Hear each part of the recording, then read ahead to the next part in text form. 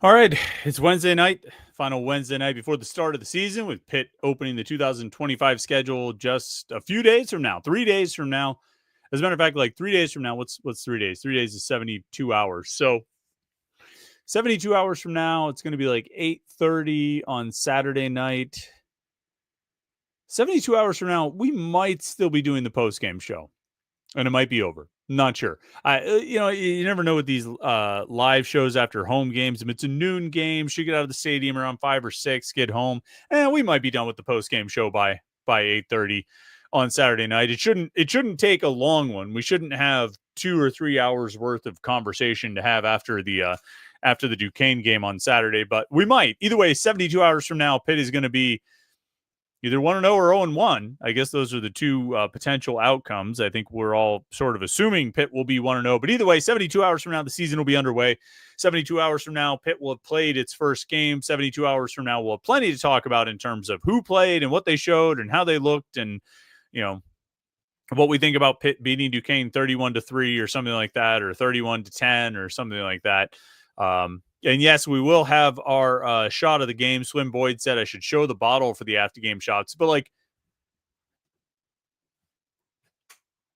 we don't have a liquor cabinet here in the Panther-Lair.com studios. Unfortunately, we got the coffee machine, we got the guitars, and a bunch of other random junk, but we don't have the liquor cabinet down here. There's actually a shelf up here, but even there, I don't have the liquor cabinet up there. Maybe I'll have to. Obviously, it's going to be part of the show on Saturday. We'll have our shot of the game, and I think our good friends at Backshore Apparel are going to be sponsoring that again. So appreciate them. We'll give them a quick shout out right here. Go check out Backshore Apparel. It's a Pitt fan run company, and they have great stuff there. And they also hook us up for the Backshore Apparel shot of the game. So we'll have that. We'll have a good time after the game on Saturday. We'll drink. We'll talk about Pitt football, and we'll do it for as long as you want, or more relevantly, how long I want. And it'll probably be about an hour and a half. But anyway, you want to make sure you tune in for that. Those are always fun. I'm estimating we'll start around 6:30 or 7 o'clock. That's kind of generally when we start after these home games. Road games, we get going pretty quick after the game ends, but the home games are usually around 6:30, 7 o'clock. If you're worried, if you're like, oh man, I'm going to miss the post-game show, I don't know what time they start, there's a simple solution. Subscribe to youtube.com/Panther-Lair.com. Turn on your notifications, and then you'll get an alert sent to your phone every time we go live. You'll just be sitting there, your phone will buzz, and hey, Panther-Lair's live right now. And then you'll know that the post-game show is starting, so you won't miss it. And that also helps on Wednesday night. Sometimes we start at 8:31 or 8:32. Sometimes we switch it to different nights. If you happen to miss the announcement that day, it's a good way to catch up if you've got the notifications turned on. So like and subscribe, youtube.com/Panther-Lair.com.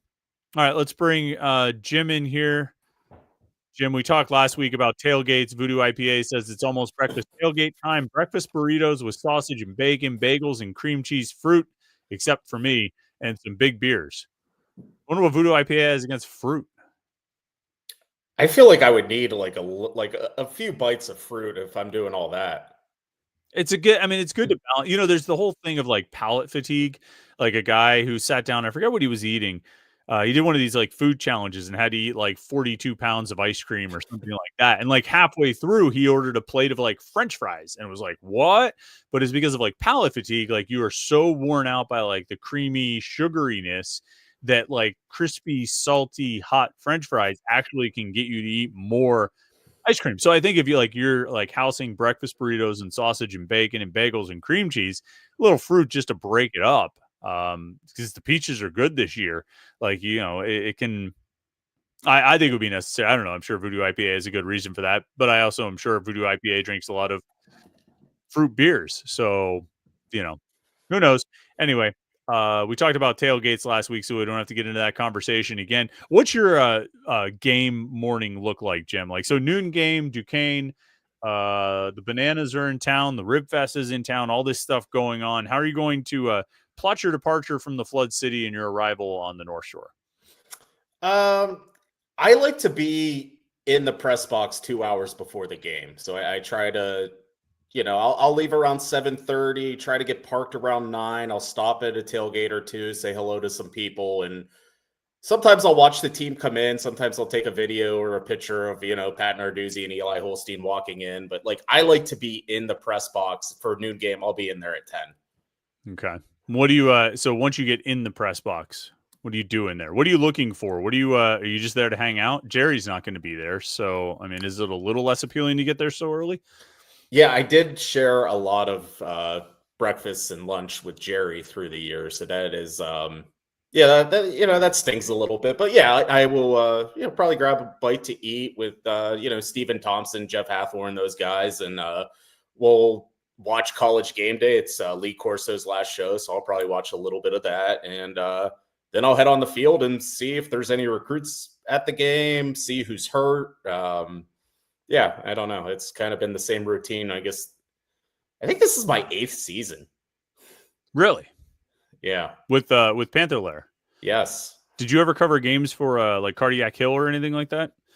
I did. I did a few football and basketball games. I want to say the first time I ever covered a Pitt sporting event, it was a basketball game, but it was who was it? It was Starkey went after Jim Boeheim, and Jim Boeheim went back after him. I don't know if you were at that game and that press conference. That was like the first time I ever covered like a college sporting event. And I was like, holy crap, is this how it works? Were there violations or something like that? What was it? Like, I think, who was their good point? Was it like Michael Carter Williams? He got caught stealing something or something along those lines. And yeah, I don't know. Starkey pressed him on it. Then like he kind of let it go. Then like unprompted, he like turned right back at Starkey and just started like, just being Jim Boeheim. So like that was my introduction into covering Pitt sports. Because I think Boeheim like called the fan the next morning, like on the air, and like kind of apologized. I don't know if he apologized because I think he's. I don't know if apologizing is really in that man's DNA, but he kind of apologized and sort of offered a mea culpa after that one. That was a good. That was a good like rant. Now I'm just sort of like thinking of like what other rants I've heard over the years. I feel like I haven't gotten that many rants. It's kind of disappointing, actually. You cover, I'm sure, back in the day, I'm sure Jim Calhoun had some good zingers, and Pitino always kept his cool. Like, I don't remember Rick Pitino ever losing it in a press conference, but I'm only thinking about the basketball guys because you don't usually get to the football visitor media very often. But anyway, like you said, one of the benefits of getting to the games early, though, if we go back to that, as you can see who's dressed, who's in uniform, who's not, guys that are going to be available and guys who are not. And so with that, I'm going to take a couple questions here real quick. Nicholas Garrett says there's a rumor that a key player is injured and will be noticeably missing for the first 5 to 6 weeks. Any info on who that is? Beach Dante says Biles out Saturday. I thought there might have been another question about injuries. Here's the thing. Like, injuries are off limits, and until it's sort of seen visibly in the public, we're sort of prohibited from reporting on it, and it sucks and it's frustrating. There are things we see in practice or during training camp that we can't really talk about until Pat Narduzzi says it. One of his assistants, under potential penalty of death, lets loose with it, or one of the players slips on it, or we see them at the game where they're in public in front of everyone, not dressed and clearly not available. And once we see that, then we can ask Pat Narduzzi sort of directly, hey, is player X going to be available next week, or what's the outlook for him? He was on the side. And like, it sucks. It's totally disingenuous to have to do this. I guess it's the price you pay. It's the trade-off or the, sort of the compromise you make. Or what's the, not it's when you conciliatory act. What's the word I'm looking for here, Jim? It's a concession you make in order to be at practice and be able to report on it and whatnot. And in some ways, it's like, it's silly, right? Like, we could sit at the press conference. Let's say a game last season after Sincere Lee got hurt, right? And let's say that the next Monday press conference, let's say Pat Narduzzi was pretending like Sensor Lee wasn't hurt, right? And we could have run down the whole depth chart. We could have said, Pat, is Desmond Reed available? Yeah, of course he's available. What are you talking about? Pat, is Kyle Lewis available this week? Yeah, of course he's available. What do is Javon McIntyre available? Is Donovan McMillan going to play? Is Sensor Lee going to play? Well, I don't talk about injuries. Well, we could do that, right? Because it's just this, you tiptoe around it like this, and it's frustrating.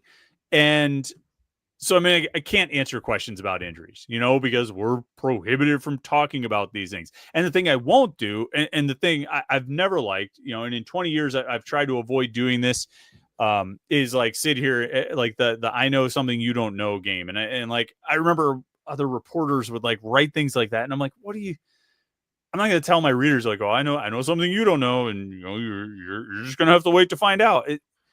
No, like there will be guys that are hurt. There are guys that are not going to dress on Saturday.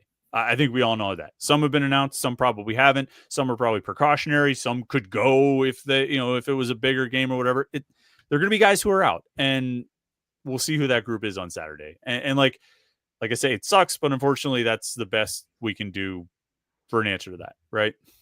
Yeah, I mean, it was like kind of like with like the Jeremiah Marcelin thing. It's like, yeah, we obviously knew about it for a while, and like we could see he was wearing a cast. And I think the one day I was walking out and I happened to bump into Pat Narduzzi, and we're just kind of talking, and like 2 seconds later, like he walked by, and like we've been asking him like, do you have any injuries to report? And he kept saying no, but like, like it's like me, Pat Narduzzi, and Jeremiah Marcelin walking down a hallway. Like at a certain point, it's like, yes, like, you can eventually let on, but like, that's just how it is. And I don't want to lose our access. I don't want to be the guy to get anyone else in trouble. Like the other reporters, Mike Anarella, like, he would probably have to answer to that if I start talking about injuries. So I'm just trying to make, I'll be there early Saturday morning. I will start a thread and you will know everything. Yeah. And that's unfortunately on that particular topic, that's the best we can do on that. So we'll move on from injuries. Swim Boyd says, with all the changes in players making money now, how long till we see more and extended training camps throughout the year? Well, so, I mean, right now, Jim, the practice restrictions and schedules and allowances and all that are dictated by the NCAA. If you think, as I think most people do, that at some point you're going to move away from the NCAA as the governing body of college athletics and move on to something that's co-sponsored by the SEC and the Big Ten, then yeah, you might see changing rules or what's allowed. I think eventually you get to a point where you have something sort of collectively bargained and you have contracts and everything sort of written in there, and you have an OTA structure and a training camp structure, maybe preseason games and all of that. But I don't see them. If anything, they seem to be limiting practices more. Like this year, Pitt went 3 days on, 1 day off. I don't know if that was a requirement or not, but I think if anything, the NCAA and the schools are practicing less because they don't want guys to get hurt. They're having fewer full contact practices. So maybe adding in more like OTA type practices in June, or changing the spring practice structure, which I think they've talked about. I could see stuff like that, but I don't see them extending training camp beyond what it is right now. No, I would agree with that. And like, as long as they are considered student athletes, like the NCAA is acting as their governing body that is protecting the athletes and not making them practice too much because they are going to school. If it ever breaks away and like these athletes can start collective bargaining, they would still probably limit their practice time. Like it's not like it's not like the NFL guys go like year round. Like there is still some structure and some limitations in what these guys can do. So, I mean, I would say for the time being, it's going to look like what it looks like. Yeah, I think that's about right.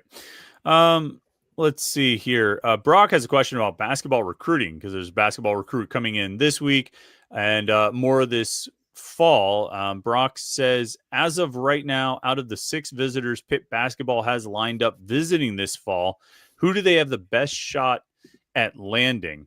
I'm going to bring up the list here. Hopefully our list is up to date on Panther-Lair.com. They're talking about official visitors coming in this fall. Let me see. Yeah, it looks kind of up to date. Yeah. Well, we've got 4 listed this fall. Are we missing some guys that haven't been put in yet? Do you know off the top of your head? I'm sure. I mean, Nico Mundy from, he goes to school in Maryland, a four-star point guard is coming in this week, and that's the most immediate one. Anthony Felici is a four-star wing player from Utah. He's coming in maybe next week is the date that we have here. Josiah Jervis is a four-star, another wing type of guy coming in, later in September. Jamal Jones from IMG Academy, another four-star guard wing prospect coming in later in September. I'll say that, I mean, Jim, I'll let you think for a second about who you think they might have the best chance with if you have ideas on it. But like, it's definitely a high caliber recruit. Like, I don't think, I don't know if Capel hasn't always signed the top 5 recruits and things like that, but I think he's done a pretty decent job for the most part with recruiting. He's gotten a lot of good prospects, gotten a lot of higher rated guys to visit, gotten a pretty decent number of higher rated guys to commit. The high school recruiting hasn't really been an issue. I don't think they've done quite as well in the transfer portal as you would like to see them do. I think they've gotten really good players out of the portal, but not some of the top guys in the portal, but that's going to be a money issue that's somewhat out of Capel's control. But I think the recruiting has been, for the most part, pretty good with high school prospects. And it looks like this fall is another group of really solid guys. Yeah, I can't say I have like a specific favorite, but I think this is an area where Pitt can capitalize, because you see so many schools, like, they aren't even bothering to like high school recruiting. I was like, honestly, like, right before I was reading this, it was some like remarks from John Calipari, and he was like, there are certain schools that did not go to any of the live periods. Like, they know they're just going to flat out do, transfer portal. So I think this is an area where, Pitt can probably get some top 100 guys. They can get guys like Bub Carrington, Jalen Lowe, and, Maury Weatherspoon. And like, yeah, like, there's some risk in that, but there's kind of risk in just hoping that, some transfer from Buffalo is going to be really good. I mean, I think anything at this point, we know what Pitt's limitations are in terms of spending. And so, like, do you, maybe take a chance on a 19-year-old that might pan out? And I think in a lot of respects, just with the way this roster is currently constructed, like, yeah, they are. I think they can do that. So I don't have a specific guy. Like, I can't sit here and say like, oh, I think Monday's going to like commit this weekend because he has 4 other visits lined up. So, I mean, we'll see. I mean, like, once these guys start visiting, once we start talking to them, once our guy Houston Wilson starts, interviewing them, like, we'll have a better feel. But like right now, it's kind of hard to project.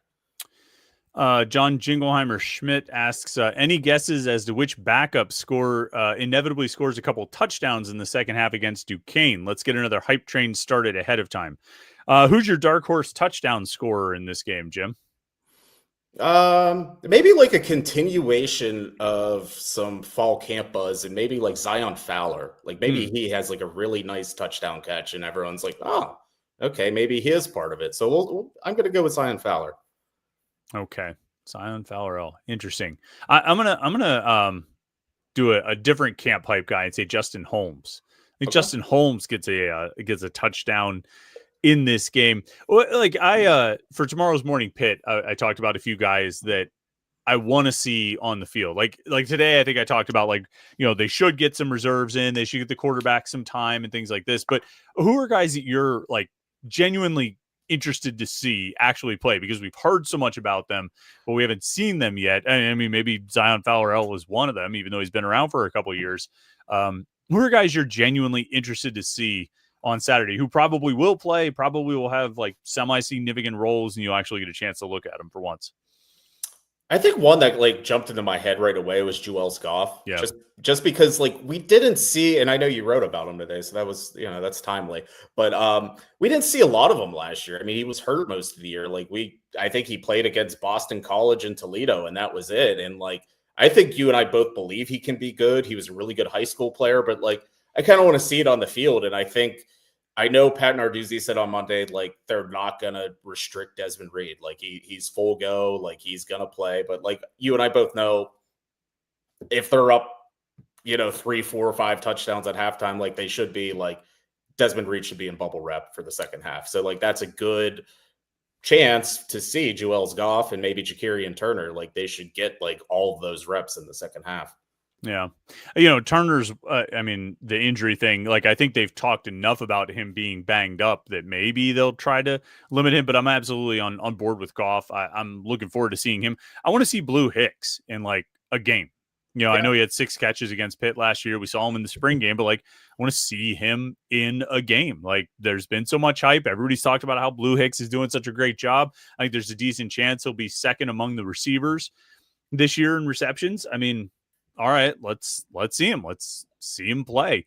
I'm looking forward to that. I think Josh Carrier, right? Like, for all the talk that there's been about Josh Carrier, I would like to see him. And I think he is going to play a lot. I think Cam Lindsey's going to play a lot. I'm curious about him. And I tell you, ideally you won't see him much on Saturday, and we've seen him plenty in the past, but I'd like to see Caleb Junko punt in a game. Just for as good as he's looked in camp when we've seen him punt. I mean, you've commented on it. I commented on it. The players and coaches have commented on it. Like, I want to see him punt in a game. I don't necessarily want to see him punt many times, particularly in this game. But at least like 1 or 2, I'd like to see him get some big hang time, pin them back. And I'd like to see him. Anybody else you're looking forward to seeing among the backups? Well, not like sticking with the specialist theme. Like, I kind of want to see the kicker. Yeah. Like, I really I would go to practice and I was like, James London's really not making a lot of these kicks. And I never really saw Trey Bukowski. So like, I kind of want to see what that looks like too. Good call. Pitt fan H2P says, hey, Chris, I know that Narduzzi and the Duquesne coach have a solid relationship, but in my opinion, we should show no mercy and put up 70 after the frustrating end of the season last year. I think you could have ended your sentence after put up 70. I don't know if it has anything to do with the frustrating end of the season last year. Like, I don't think even the Pitt players are going to feel like they exercised any demons. I wouldn't be surprised if they get asked after the game, guys, did it feel good to get out there and get a win after losing 6 in a row last year? I don't think that any of them are going to be thinking like that. I don't think any of them are going to be feeling that, and I don't think they really should. I mean, last year ended, and nothing can change that. You're not going to, break that. If they lose this game, then yeah, we'll have conversations about continuing the losing streak. But I don't think it has any connection there. They should put up 70. I don't think you, I think you look at this game like an NFL preseason game where if you're in a position to put in your second team quarterback or your third team quarterback, you do so and you let it fly. You don't just have them hand off because you need to get them work. You know what I mean? You need those guys to get real productive snaps in a real game. And so if that ends up leading to you scoring 70, now Narduzzi has not shied away from that before. Who'd they score 70 against? Was it like New Hampshire the week after the Western Michigan game or something like that, I think? Yeah, and like even 21. Last year, like Youngstown, I thought they put up 71. Did they score 70 against Youngstown last year? I don't think there will be any hesitation. You look at this coaching staff. Pat Narduzzi played at the FCS. Kate Bell and like most of the offensive staff, like they're FCS guys. Pitt's best player, Desmond Reed's an FCS guy. Like, they understand what it is, and like I don't think they're gonna like hold back and be like, oh man, like they're just gonna go play football. And like I think this offense is conducive to scoring a lot of points against bad defenses. So I think the plan is to probably score a lot of points. Yeah, it was actually 77-7 against New Hampshire the week after the Western Michigan. Now that was a game about taking out your frustrations. Not 8 months later, 9 months later. Just looking at the history against FCS teams, Narduzzi beat Youngstown State in his first year by 1 score, 45-37. I think 2 years later they went to overtime against Youngstown State. So those were a little too close for comfort. 2016 they beat Villanova 28-7. 2018 they beat Albany 33-7. 2019 they beat Delaware 17-14. The Nick Patty special, right? After Kenny Pickett got the crap beat out of him by UCF. They beat Austin Peay in the COVID year 55-0 when Austin Peay forgot their uniforms. Or they brought the wrong uniforms or something like that. You remember, I think Pitt wore road uniforms in that game. Which actually, on a funny uniform note, I forgot about this. I think so. Joe Starkey, since you mentioned Starkey, we'll have our second Joe Starkey mention of the podcast. Joe Starkey, did you see he was counting down he listed the 5 or 10 worst games in Pittsburgh sports history? No. Did you see that? Mm-mm. Yeah. Do you want to guess what was number one Worst games? in Pittsburgh sports history? Like the Barry Bonds, like the Pirates 91. Not just most disappointing, Oh, but okay. straight up worst, ugliest games. 3-0. The 3-0 game, the Oregon State game. He picked that as the worst game in Pittsburgh sports history. But I think what he pointed out that I'd forgotten, and I think he was talking about this. It was about this game was Oregon State wore colors that game, even though Pitt was the home team. So it was a color versus color matchup. And I think Oregon State actually took it was a delay. They had some penalty on their kickoff because they did that. Which I had forgotten about. I don't think they got fined for it. I think it was just they had a penalty, like a 5-yard penalty or something like that. So that was an odd little scenario. But yeah, Austin Peay forgot their thing. Just real quick, we mentioned the New Hampshire game, 77-7. They beat Rhode Island in 22. That was 45-24. That was when they kicked an onside kick at the end of the game. Do you remember that? There was a mix up with the signals that they sent in the wrong signal and ran an onside kick. Ugh. And then Wofford in 23 was 45-7. And I only have the media guide from last year, so I don't remember what the Youngstown State score was a year ago. I think it was 70, but I could be wrong. Yeah. All right. Let's move on here. At 9:00, I'm in it. Are you in the college football fantasy league with Brian Batko? I told them to remove me because the one year I didn't make a single move, so. Last year, I don't even think I remembered to draft, but at the end of the year, I was like, oh, let me check in on that team. Or maybe I checked like the first week or two. And then at the end of the year, I checked in. I was like, oh, crap, I should move this guy, do this and do that. And like made this awesome team. And then I realized it was the last week of the regular season. And so it didn't matter because I was at the very end and I got trounced. But the draft starts at 9:00. So I'm going to try to I have the 10th overall pick, and the 10th rated player is Isaac Brown, the running back from Louisville. I don't know if I want him, but anyway, I will try and stay focused here while also drafting. Let's see. A. Hendy says Nate Temple far down the depth chart. Good sign we have better defensive ends. He wasn't very good, but he played a lot before. He played a decent amount, but I wouldn't say he played a lot. Like, was he a starter maybe like 3 years ago?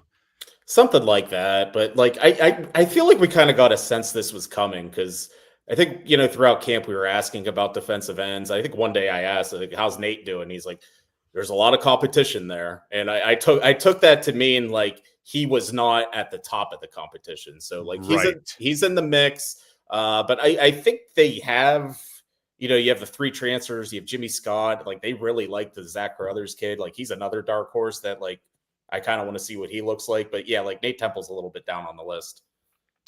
Yeah, he started 9 games in 2023, and that was it.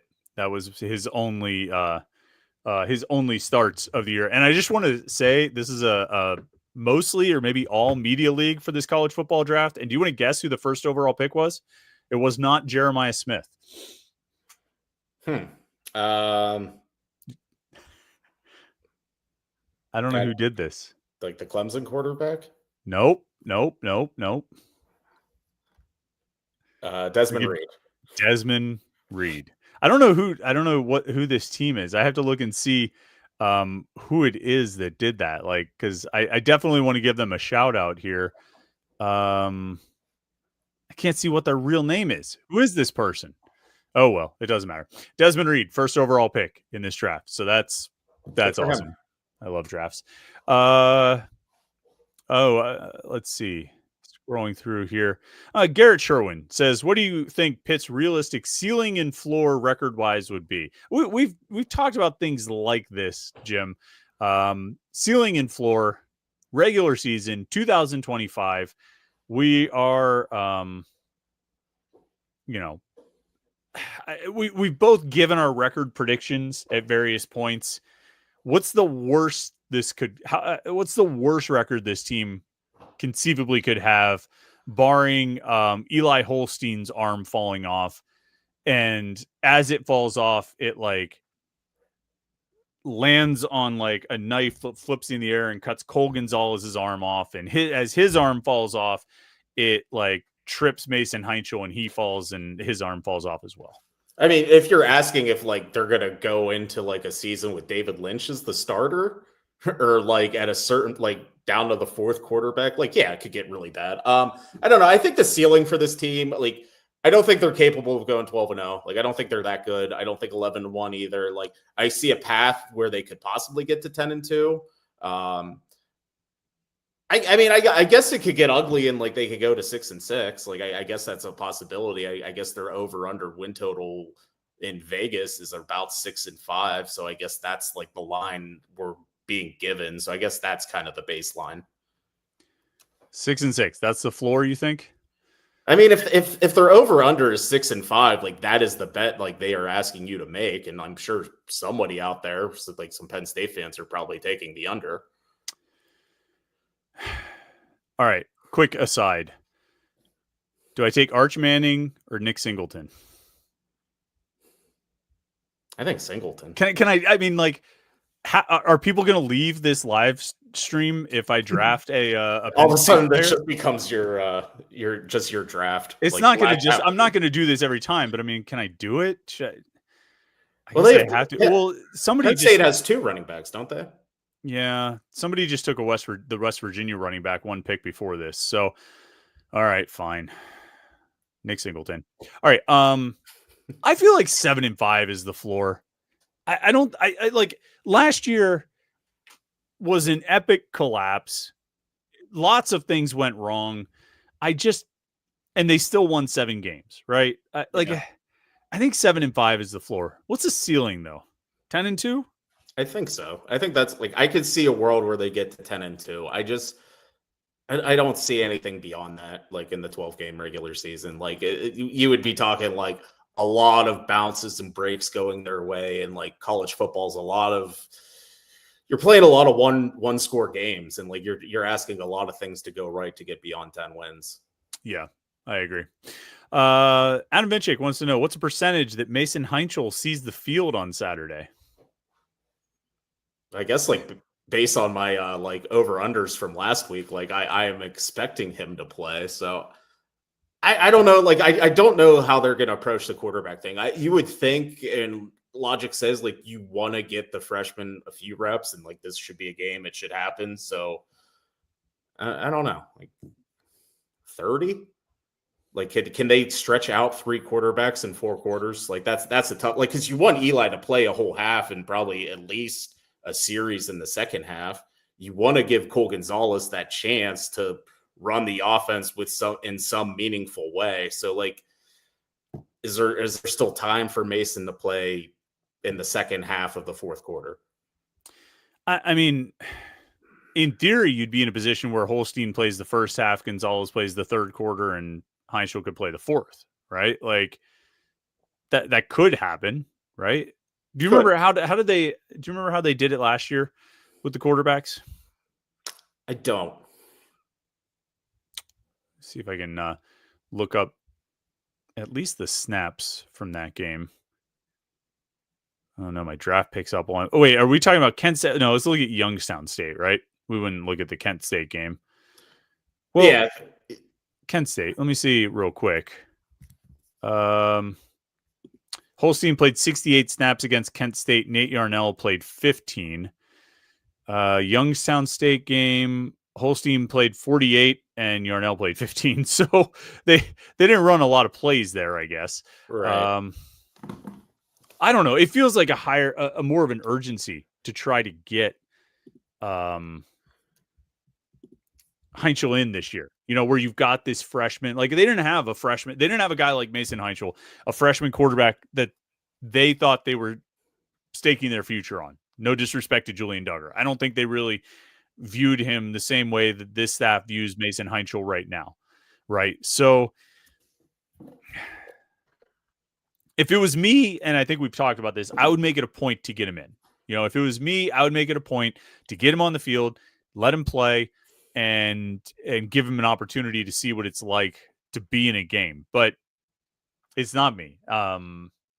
Maybe they would go with Gonzalez for the whole second half. But I guess I would put Heinzel on my list of guys that I would like to see. Probably though, like, what'd you say, 30% was your I think, bet? 30. Like it could happen. Like, but like he's definitely going to start a game. Pitt's quarterback at some point in his career. Like, we going to happen. You would think would just want to like, all right, let's see what it looks day one, first game. Like, let's just see it. So you're right. They talk about him different. They talked about Julian Duggar. Like, he's been getting hype since spring ball. Yeah. Yeah. I don't know. I would probably go, I guess I would go like 25% or something like that would be my guess, but I hope we see him. I'd like to see him. Mark Showju says, how do you feel about Nick Lappy being a primary backup at 2 linebacker positions? From what you've seen, can he consistently do an adequate job? Personally, I'm highly concerned about linebacker depth. Well, I mean, you lose 2 guys, you lost 30% of your 2 deep. That's going to be the case, 33.3% of your 2 deep. Like, you're going to, it does take a big hit, and you're not going to feel as great about it as you did. And that was a position where I think, Jim, we agreed, like, it was not only probably the most talented position group on the team, but it was, also maybe one of the deepest. Like, it was strong because of not just the talent of Biles and Lovelace and Lewis, but also the depth and the strength of the guys behind them, and what we expected out of Jeremiah Marcelin and Jaden Bonsu and Cam Lindsey. Even though those guys didn't have a ton of experience, I think we felt pretty good about them. You take a giant hit, and you don't have any other options. And I think most teams wouldn't have other options. Like, if you had to go to your 3rd linebacker, you're not going to feel great about it.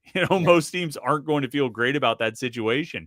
I think the biggest thing with that, obviously, you're in a really precarious position if one of those guys on the top line gets hurt, but also you're so limited in your opportunity and your ability to get them rest.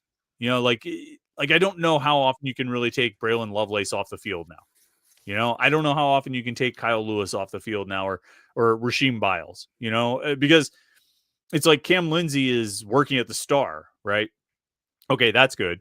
But if that means that Kyle Lewis is the only guy who has a sort of, high-end backup, he's also the guy I at least want to take off the field. So, like, I don't know if you get Cam Lindsey reps at middle linebacker. I don't know what you really do with it, but it's like you're just so limited in what you can do now. And if there's another injury, you're really in trouble. Yeah, and like I don't think they did anything wrong, like depth wise, and like building the roster with the linebacker room. I mean, there's only so much you can do as at a school like Pitt to have, 5, 6 capable linebackers in the season. Like, they caught some bad breaks, but like you said, like any team in this position, like, yeah, you'd be scrambling a bit. So I mean, like the Marcelin injury was announced last week, but they've known about it for a while. So like I'm sure Nick Lappy has been getting like working overtime. Like him and Ryan Manilak are sitting down and they are going over everything possible in the playbook, and they are doing extra reps. Like, this is something that has been probably on the fast track for 3 weeks now. So like, I would say this about Nick Lappy, like nobody knows more about this defense than him. Like, he's played a lot of football. He is a senior. Like, he has been on this team. He's played in 36 games. A lot of it's been special teams, but he's gotten defensive reps before. So, I mean, obviously he was a walk-on for a reason to start his career, but like, they believed enough in him to put him on scholarship almost right away. So like, I think they're going to do everything they possibly can to get him ready. And like, he's probably going to be needed a lot this year, and we'll see how it goes. I can't say one way or another, like he's going to be as good as Jeremiah Marcelin or, Jaden Bonsu, but like they're doing everything they can to make sure he can be close to it. Yeah, that's a good point. I mean, they've been, it didn't just happen like in the middle of the season or the day before the game or something like that. So they have been, getting Lappy as many reps as possible. And he did go on scholarship a couple of years ago, right? I mean, this is a guy who earned that opportunity. So we'll see. I guess the linebacker depth will be interesting to watch too. Maybe some of the freshmen will get out there. Justin Thompson, I think, has been working at middle linebacker a little bit. Manny Taylor made the 2 deep. So the beeping that's going on in my ear, that's not coming across this live stream, is it, Jim? No. Okay. This stupid draft is beeping like crazy. Somebody pointed out you can actually draft Ian Shefflin if you want to. I'm not going to, but he's apparently available under the tight ends, I guess. I'm not going to look if it up. rebounding is a category, I would take him. I don't know if it is. All right, let me look here. RJC Man 38 is a super chatter. He's saying that Pitt goes 8-4 and Pat Narduzzi stays off the hot seat. You have a hot seat record, Jim, of what Narduzzi would have to do or where you'd have to be in order to end up on the hot seat? Probably that 6 or 6 or below. Like I think it would like really have to like the wheels come off. Like I think there's probably like just the way the message board works, like people probably think like there is more of a hot seat to Pat Narduzzi's name, but like I think he's as comfortable as can be. Like I think he's going to retire whenever he feels like he wants to retire, and like that's probably going to be it. Like unless he goes 4-8 this year, and everything comes, and they might nudge him along at some point. But like there's really not like this like hot seat like meter that I think people think there is. Yeah. I agree. I think he's a long way from there. Let's see here. A lot of comments about the hot seat. Wait, there was something else I wanted to get to. Oh, Brock says it seems there's a few guys in this current class for football that are being pursued by other schools. 24/7 had an article on Wyatt Villarreal saying he's still hearing from multiple schools. Make sure there wasn't anything additional on that, Brock. But yeah, I think that's going to be something we're going to keep an eye on throughout, right? Brian Hamilton's got at least one official visit scheduled and possibly more, the wide receiver. So, there are going to be guys that are getting pursued. Villarreal is an interesting one. I feel like he's a guy who could blow up this season. I forget. Do you remember his stats from last year? Like, was he like super productive last season? Yeah, he won a state championship last year, and his quarterback is committed to Oklahoma. So he's a pretty high profile player. So I don't know if that article today was more about like him actually being pursued, or it was just like one of our Texas guys checking in on him like before the season. But yeah, like he did put up some big numbers. He does play with a big time quarterback. He does play on a state championship team in Texas. So like he's going to attract attention, but I think his comments were pretty much what you would want to hear if you're a Pitt fan. Yeah, he seemed like he's pretty solid, and most guys are. I mean, I wouldn't over under 1.5 more guys leave the class.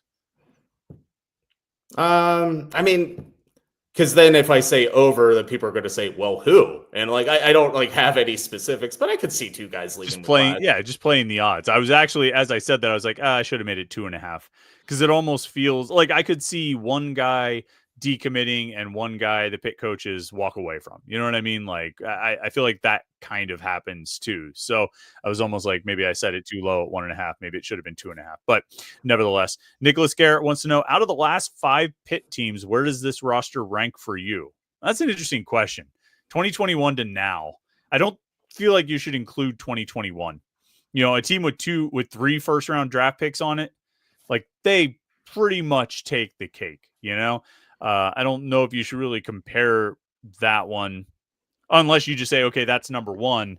Everybody else is battling for second place. So if everybody else is battling for second place, you have 2022 team that had 1 first round draft pick, a couple other guys who made it to the NFL, a couple other guys who have stuck. Shout out to Kanate Mumfield making the Rams as a 7th round pick. Shout out to Donovan McMillan, not on the 2022 team, but shout out to him making the Browns as an undrafted free agent.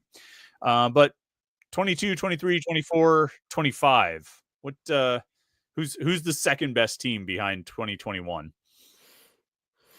It's kind of hard to say without seeing this team play, but I think what they did in the offseason to try to upgrade like clear deficiencies from last year, like you would have to think on paper this team's better just because like they looked at the offensive line and they tried to add offensive linemen. They looked at the pass rush. They added defensive ends. So like, at least like you can look at 25 to 24. It's like, okay, they made clear upgrades. We'll see if those actually work out. But I don't know, like the 23 team, like they had some good players. Like some of those guys like are on NFL rosters now or were.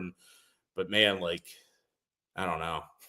Well, I mean, like, they had that. I mean, Rasheem Biles was on that team. Kyle Lewis was on that team. I mean, if we're just talking about the roster, like some of the guys that I think we're touting this year were on that team, although not in the roles they're in, or they were freshmen or redshirt freshmen, and not prominently featured. So I guess you have to take that into consideration too. I don't know. I like. I'm trying to think. I don't want to go through like all 10 position groups, but if I said like at the beginning of the season, 22, 23, 24, 25, which one of those seasons would you say you felt best about the quarterback position heading into the year? I kind of bought in on Keaton Slovis in the So did I. preseason. I did. Like, I thought that was like, and there was all the reason in the world to believe in that team just because they were coming off an 11-win season. They had good players. Like, even after Jordan Addison transferred, it's like, okay, like they still have Cansey, they still have Servassier Dennis. Like, they have dudes everywhere. And like, they should have been better than what they were. Like, that team at 9-4 probably underachieved. They had one, maybe two more wins they left on the table. So, yeah, I probably felt the most confident in 2022. Yeah, and like they lost Addison, like you said, but they brought in this guy who had like virtually a freshman All-America season at Akron. You know what I mean? They brought in Kanate Mumfield, and like I didn't expect him to be Jordan Addison, but I was like, oh, he's going to be really good. And they got Gavin Bartholomew back, and they've got Izzy Abanikanda. Like there's every reason for that team to succeed. Like and we've talked about it many times that if you don't what in your pants against Georgia Tech and Louisville, you're 10-2, you're 7-1 in the ACC, you're going to Charlotte. I mean, like you're going back to back. You're going to the ACC championship game 2 years in a row. You might not win it, but you're going back to back. But they were so bad to lose to Georgia Tech and Louisville. You didn't even need to beat Tennessee. You didn't even need to beat North Carolina. But just such a toxic combination, not necessarily in personalities, although I can't speak to that, but just such a bad combination of quarterback and offensive coordinator that just did not work. But I didn't know that. A lot of us didn't know that heading into the season. Did you feel more confident about the quarterback situation that year than you did right now, or than you do right now?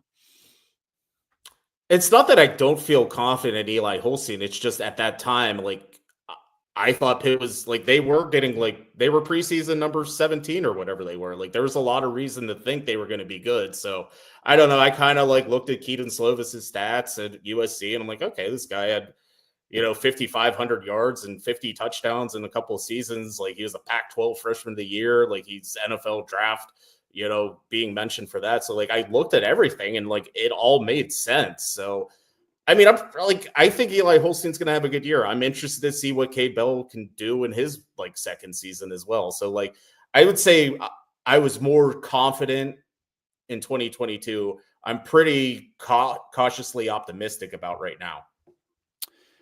Will Z says, hey, Chris and Jim, Cade Bell said he needs to run the ball better to bail out Eli. Who do you think the strength of the O-line is to run behind? I don't see halfback dives with Desmond Reed doing well behind Lyndon Cooper. I don't know. I mean, like the way this line is built, like, I don't think of them as being great run blockers. You know what I mean? I think of them like, not necessarily like bulldozing forward. I mean, like, Ryan Baer's built like a tight end now. BJ Williams lost weight. Like, Lenny Cooper is thinner than he was. The only reason like Gouvet and Percy look like they do is because they just got here in January. So I don't know if there's like, a great side to run through. I'm sure it'll emerge throughout the season that there is a great side to run behind.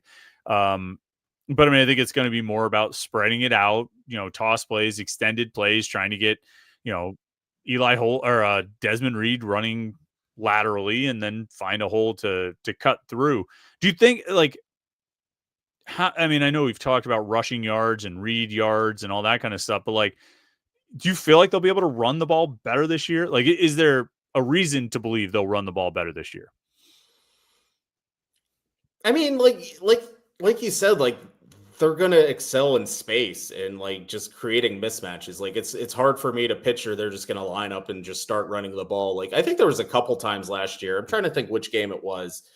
Maybe North Carolina. Like they kind of like flubbed the fourth quarter, but they did take a lot of time off the clock.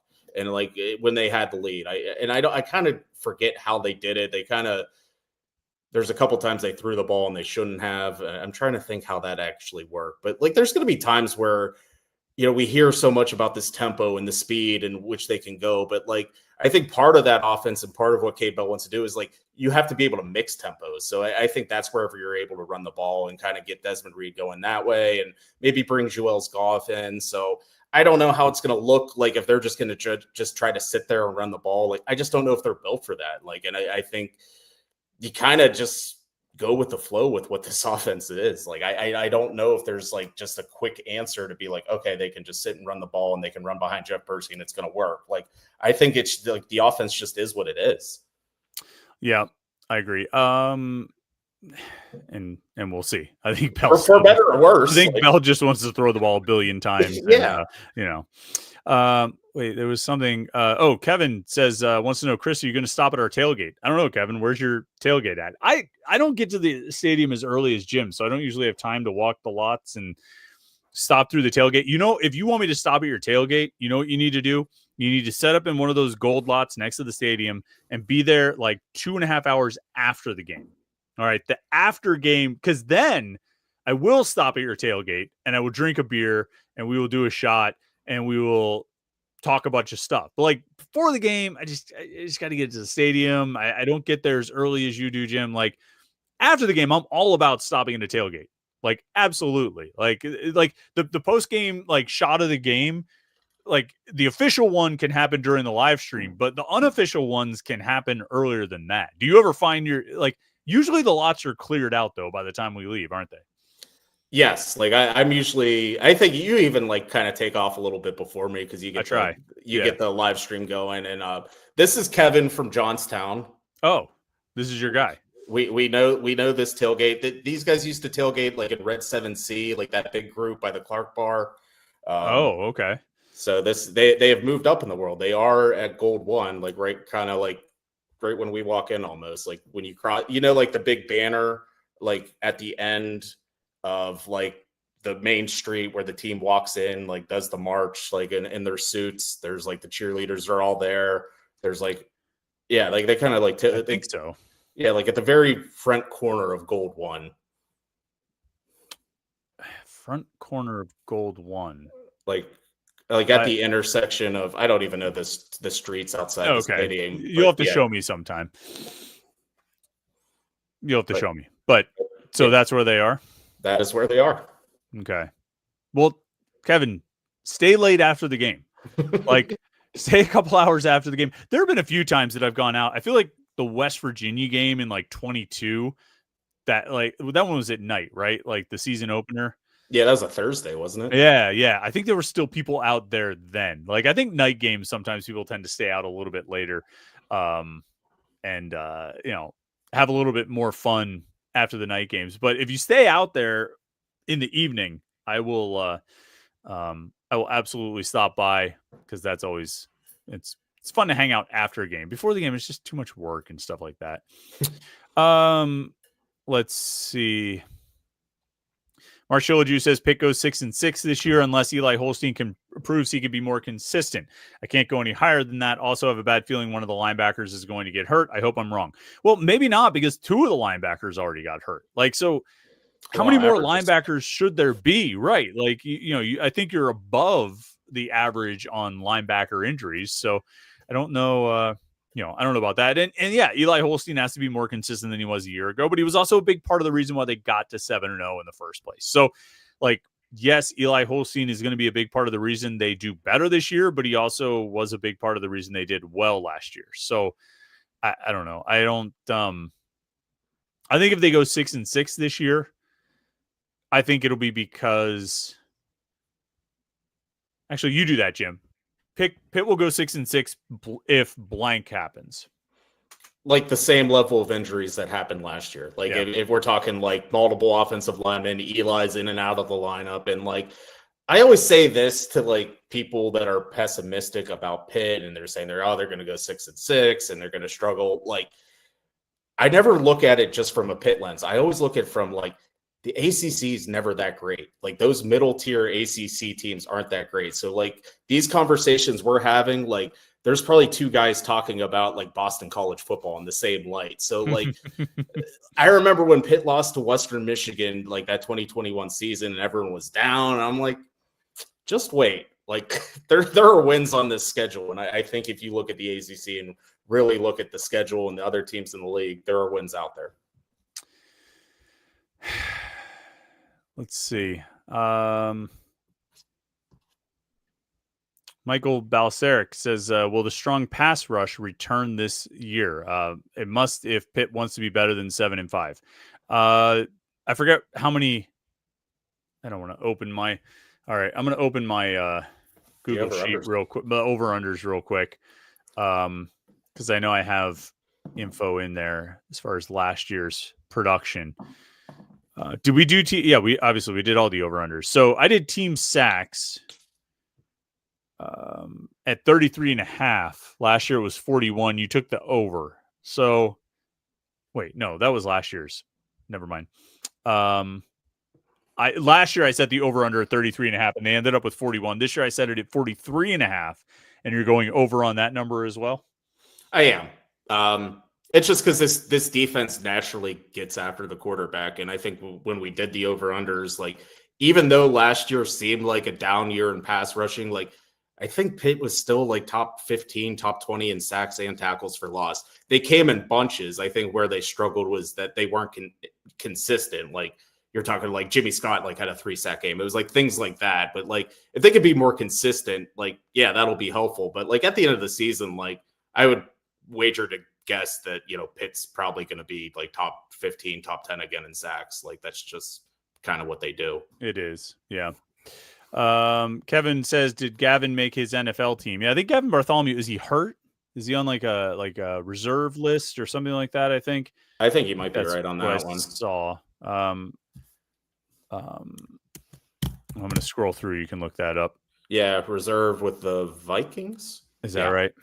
Okay. Yeah, there's a few guys. I have the list. Like Bub Means, Gavin Bartholomew, Brandon George, all have this thing called reserve. So yeah, right. I saw that too, but I forgot to look up the details of that. Voodoo IPA brings up a good point about tailgating after the game, betting they are going to force the lots to empty because of the Savannah Bananas game. But I think, isn't it like you can get in at 2:00 for that game or something like that? Yeah, they did send a press release. They sent us a press release, and I, diligently posted it on our board, but I didn't really read it through because I felt like it didn't apply to me personally. No, there was. I have a parking spot. I feel like they were going to let people in at 2:00 or something. Or events start at 2:00. North Shore traffic information. Blah blah blah blah blah. Where is this? Thought I saw something.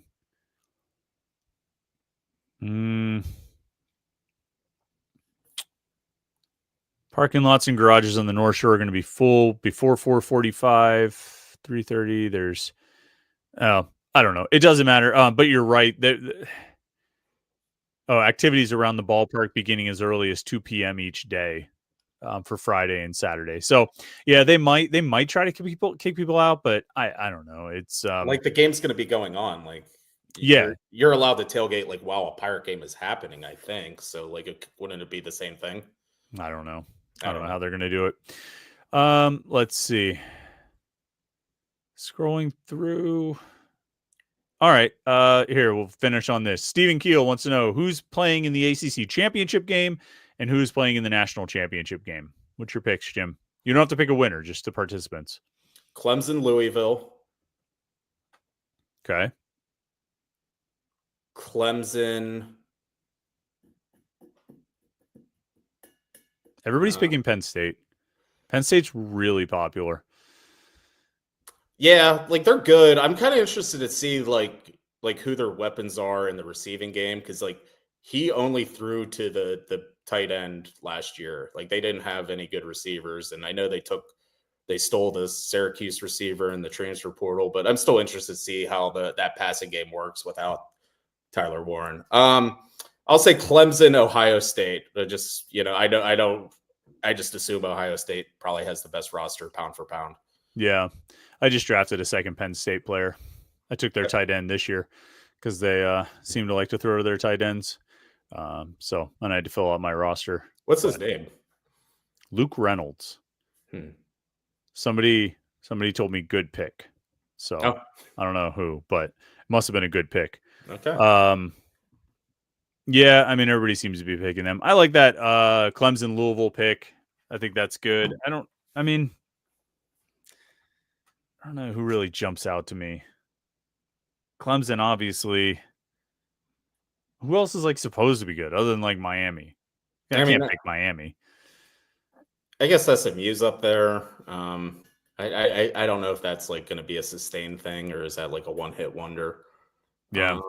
I mean, they got Kevin Jennings back at least. So that helps, if you have a quarterback returning. Well, and then national title, I will I'll go with your I like your Clemson Clemson Louisville pick for the ACC, and then national title game I'm going to go Texas Ohio State so that we can just the rematch for Saturday. Like the thing is with Saturday is like I have YouTube TV. Like I'll be in the press box, but sometimes I have the other game on my computer. Right. I don't know if I can do that. Why not? Fox and Google are in a fight right now. Oh! I didn't even know. I stopped paying attention to whatever Fox is doing when this whole like nonsense about Barstool and Ohio State and all of this. I was like, you know what? I just don't care. There was an episode of like South Park in one of the early seasons where like Cartman was getting some really ridiculous stuff, and all the other kids would occasionally pop in and they'd be like, you know what? We're just gonna sit this one out. We're just gonna go. We're just not gonna pay attention. And like it just kept getting more and more ridiculous. And every time they would appear occasionally, they'd just be like, you know what? And that's my thing, which is kind of the case anytime there's any Barstool or Dave Portnoy or anything like that. I'm just like, you know what? Just not a big deal. Just gonna stick to Pitt. All right. Final thing. Score prediction. What's the score on Saturday, Jim? 63-14. 63-14. I like it. I'm gonna go 57-11. So that'll be because why not? All right, Jim, thanks so much for your time tonight. Oh, wait, hold on. John Marzullo didn't want to let us go. Jumped in as a super chatter. Says, crazy to think the ACC could be very strong this year. Big games early that can make a statement for the league. There are some big games and early opportunities, but how confident are we in the conference taking advantage of them? I don't know. I mean, I think the one I want to see the most is Florida State, Alabama, just because Tommy Castellanos was like, kind of talking smack on Alabama. Like, I want to see. All right, like, let's show me, dude. Like, let's see what you got, brother. I can't really imagine being proven wrong about that guy. So, I just you probably should just be quiet. I mean, 63-17. That might apply to that game. Yeah, the 57-11. But all right. Well, Jim, thanks so much for your time tonight. It was fun as always. Thanks everybody who tuned in on the live stream. We appreciate that. Make sure you like and subscribe. Just a couple of days left until the game. Don't forget, we've got the post-game show after Pitt-Duquesne on Saturday night. Don't know what time that's going to start. So if you subscribe to youtube.com/Panther-Lair.com, you can get notifications sent to your phone when we go live, and that will help you out. So check that out. Stay tuned to Panther-Lair.com for all the coverage, and check out the Morning Pit tomorrow morning right here on youtube.com/Panther-Lair.com.